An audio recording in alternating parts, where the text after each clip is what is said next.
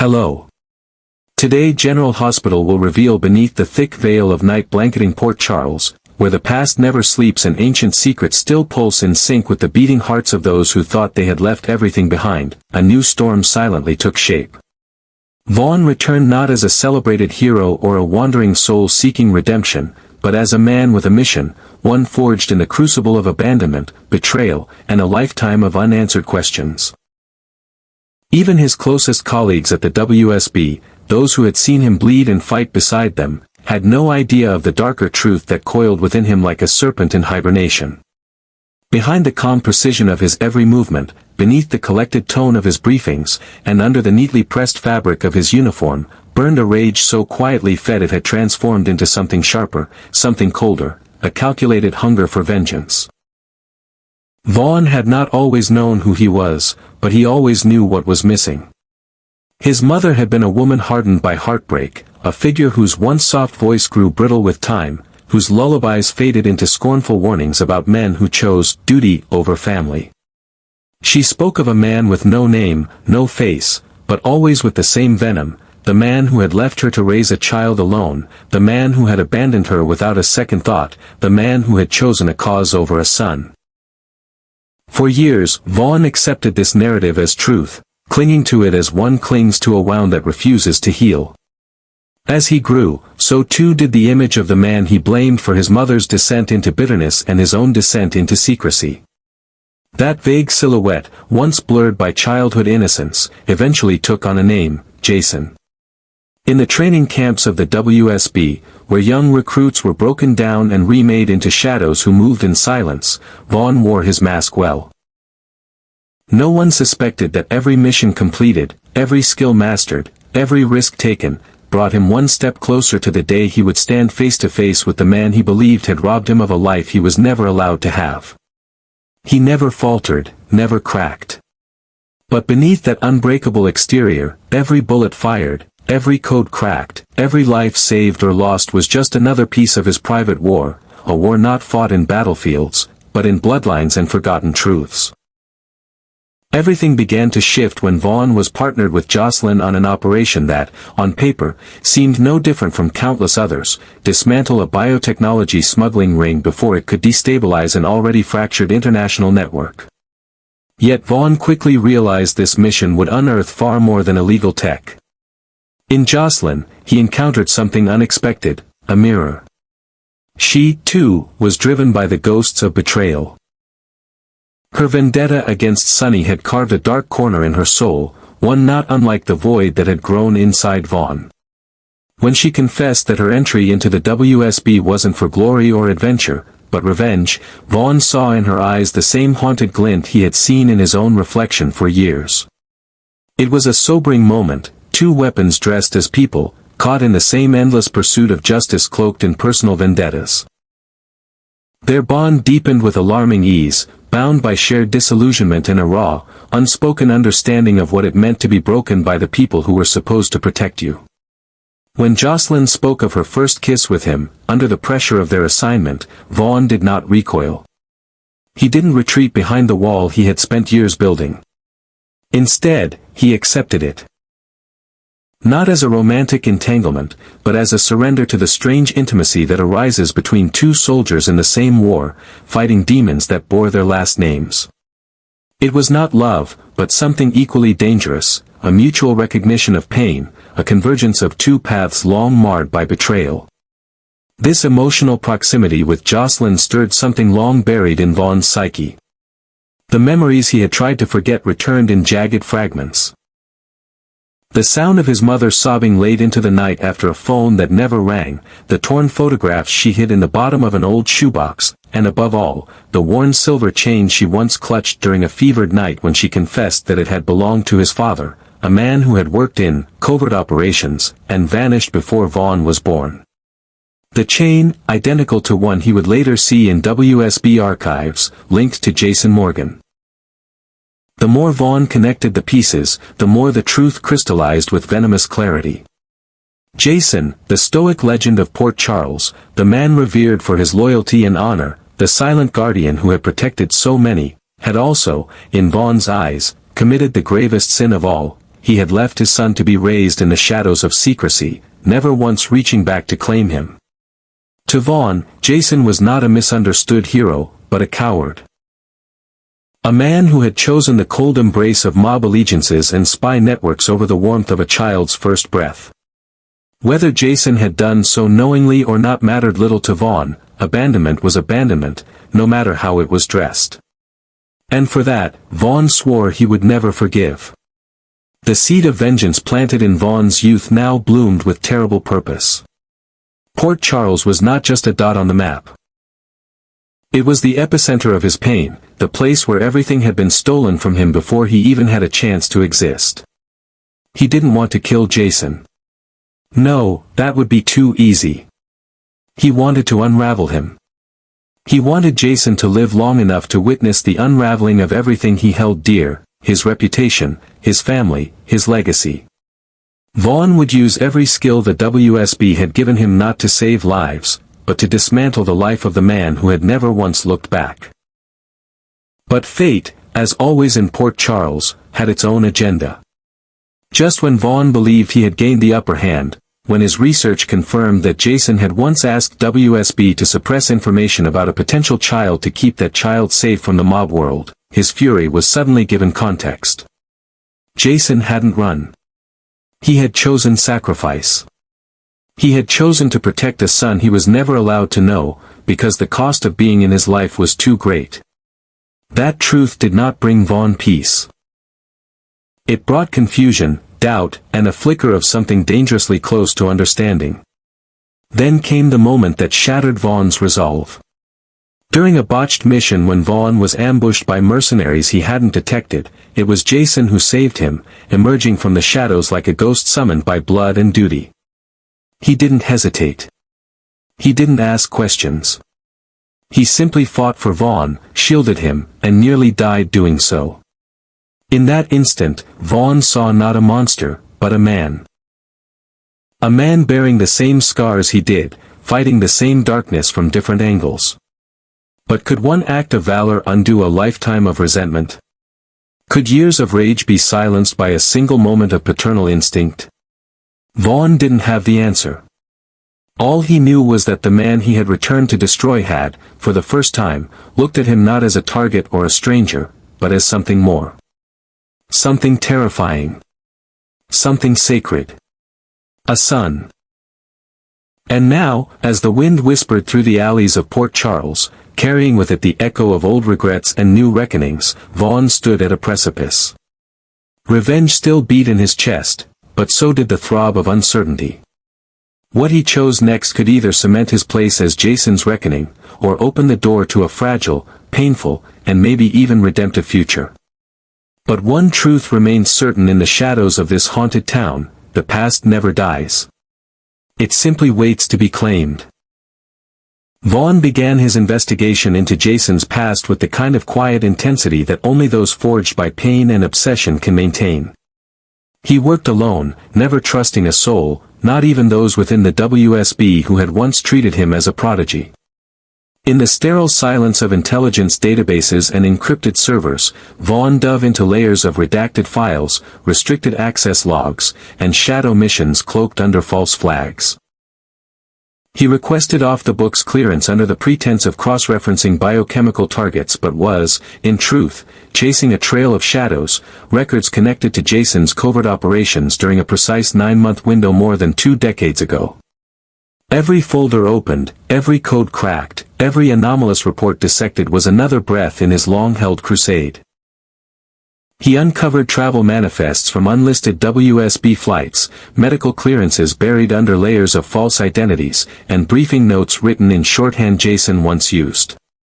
His focus zeroed in on a mission that had rerouted Jason through a remote region bordering Eastern Europe, where a mobile medical unit had been stationed for a humanitarian relief op tied to an arms smuggling bust. On the surface, the mission had been deemed non-lethal, routine. But Vaughn knew better.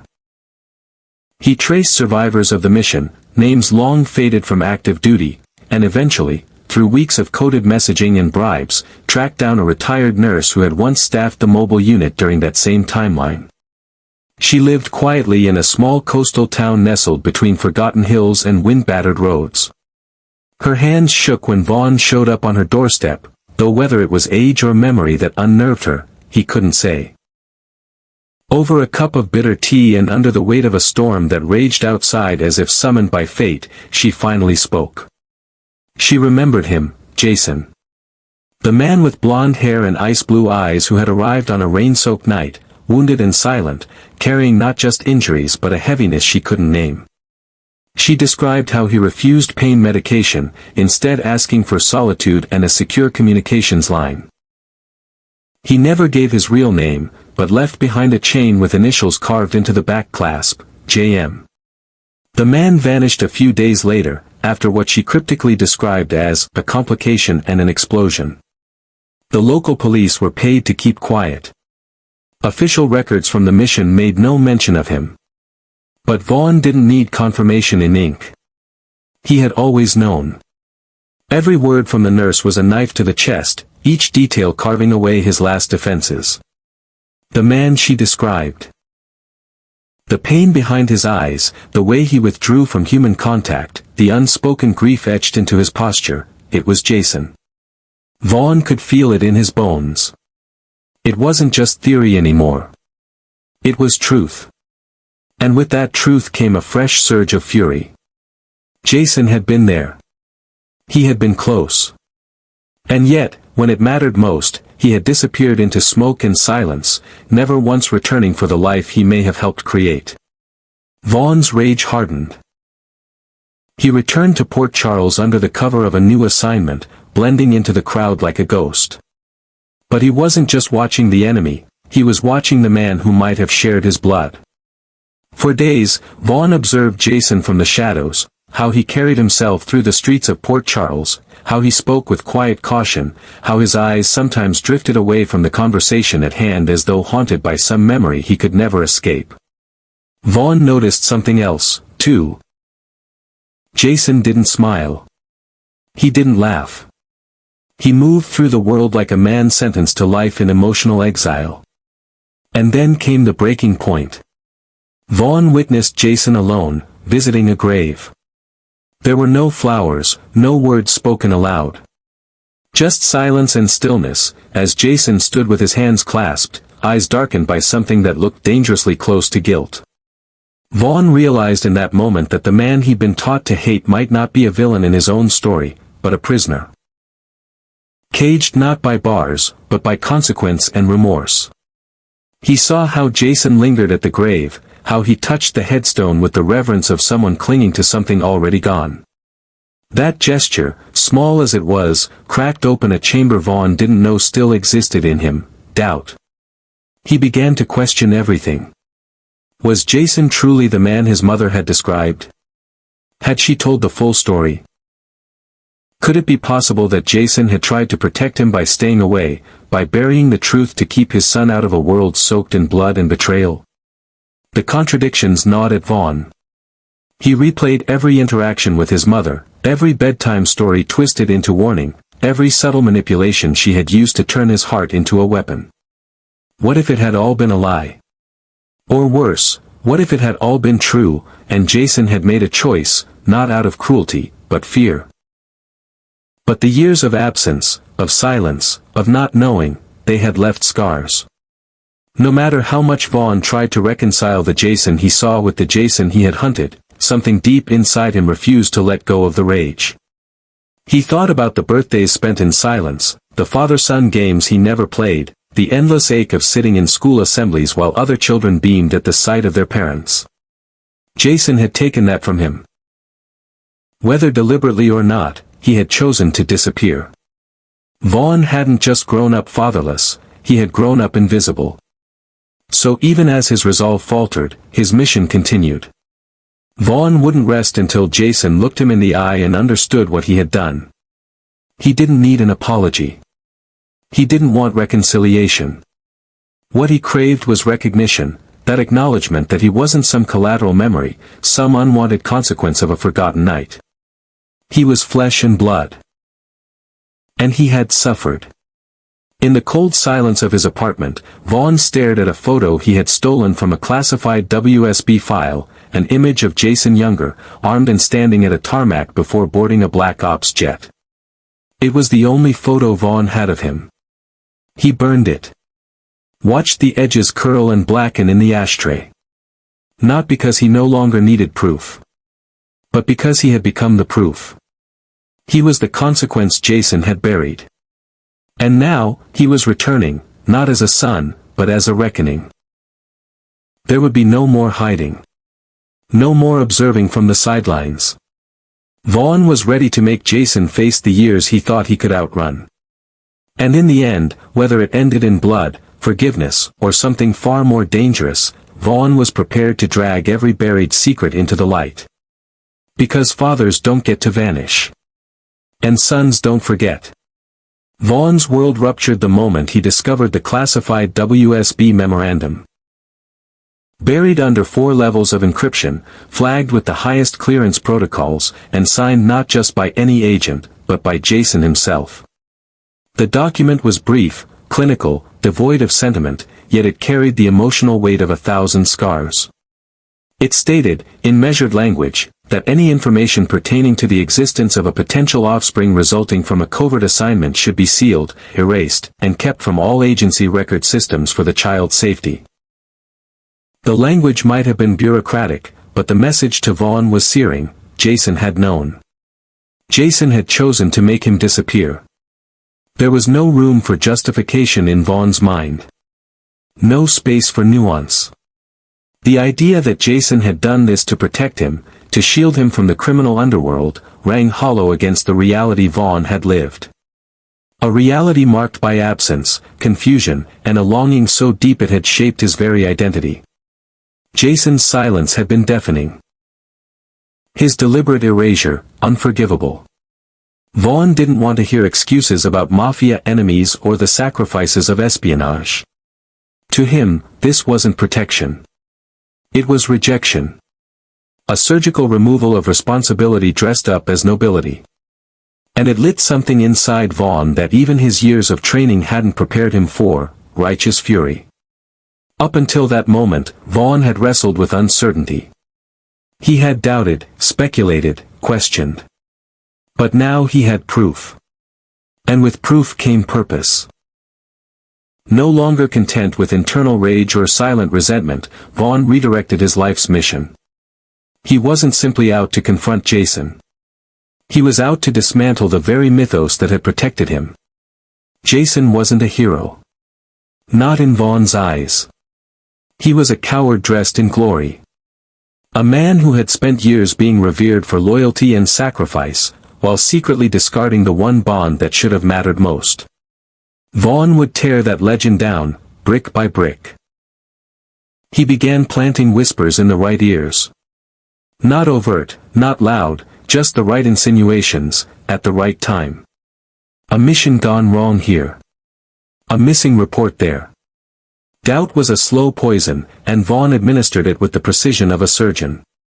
He studied Jason's patterns, monitored his alliances, tracked his movements in Port Charles. He found the people Jason protected, the few he trusted, and laid the groundwork to expose what Jason had hidden. Vaughn didn't want to ruin him with violence, he wanted Jason to collapse under the weight of truth. A truth that Vaughn would unleash publicly, mercilessly, and with surgical precision. But then fate delivered a blow neither man expected. It was a mission Vaughn had accepted without clearance, an off-the-books operation meant to intercept an arms shipment tied to a biotech cartel operating out of a Mediterranean stronghold. The location was a trap, and Vaughn walked right into it. No backup. No extraction plan. Just a hail of bullets, collapsing infrastructure, and the iron grip of inevitability as he found himself pinned beneath twisted metal, blood dripping into his eyes, lungs burning with smoke. In that moment, he didn't think of revenge or legacy. He thought of nothing, until the silhouette emerged from the flames. Jason. He shouldn't have been there. There was no record of him being deployed, no reason for him to be anywhere near the site. But he came. Without orders, without delay, and without hesitation. Jason dragged Vaughn from the wreckage like a man possessed. He shielded him from gunfire with his own body, disarmed enemies with the brutal efficiency of a soldier at war, and carried Vaughn through a hailstorm of debris as if he weighed nothing. Jason took a bullet to the shoulder. He bled profusely. But he never stopped moving until Vaughn was safe. That moment rewrote something fundamental in Vaughn's soul. He had expected judgment. Hesitation. Coldness. But Jason hadn't flinched. He hadn't asked why Vaughn was there, what he was doing, or even who he was. He had simply acted, on instinct, not obligation. Vaughn lay in the safe house afterward, half-conscious, watching Jason as he silently stitched his own wound by candlelight. It was in that silence that Vaughn's rage began to fracture. Because for the first time, he wondered if Jason hadn't erased him out of malice or indifference, but out of fear. Not fear of fatherhood. But fear of destroying what he loved. Fear of bringing his child into a world soaked in blood. But the fracture wasn't healing. It was growing. Vaughn was torn. Part of him wanted to scream, to grab Jason by the collar and demand answers. Why didn't you come back? Why didn't you fight for me? Why did you vanish like I never mattered? But another part, quieter, older, more tired, watched Jason wince as he packed gauze over his wound and saw something tragic in the way Jason's hands shook ever so slightly. Maybe Jason had suffered, too. Maybe erasing Vaughn from his life had not been the end of the story, but the beginning of Jason's punishment.